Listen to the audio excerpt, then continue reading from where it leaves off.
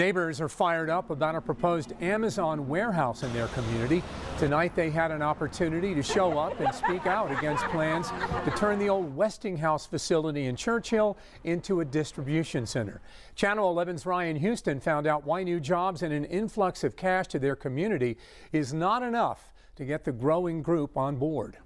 Why won't council let us in? We say let us in. Why won't council let us in? There were plenty of fireworks tonight before and during the Churchill Borough Workshop meeting. We say let us in. Neighbors are upset about the proposal to turn the vacant George Westinghouse Technology and Research Park into an Amazon distribution facility. Traitor. I'm a traitor. Traitor. To what? Analysts, please to the community, Jack. Residents voiced concerns over the environmental impact and the potential traffic issues. We hear yes, Amazon no. Frustrations grew when protesters and neighbors realized they would not be allowed to speak in person. Sorry, y'all don't have masks on? Instead, they were only allowed to talk to council via Zoom because of lingering concerns over COVID-19. When individuals come to the government who is here representing them and say that they are traitors, that says that you don't think I care about my own daughter.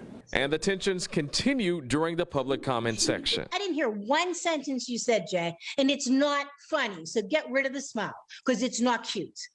I am too frustrated.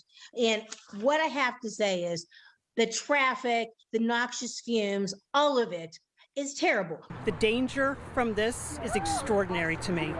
So I'm involved because this is unconscionable. Supporters of the plan tell our trip partners the development would bring jobs, tax revenue, and new life to a massive site that sat empty for years. The development could bring more than 1,000 new jobs. There was no vote tonight, and the Churchill Borough Planning Commission will review the plan again next week and make their final recommendation. Ryan Houston, Channel 11 News.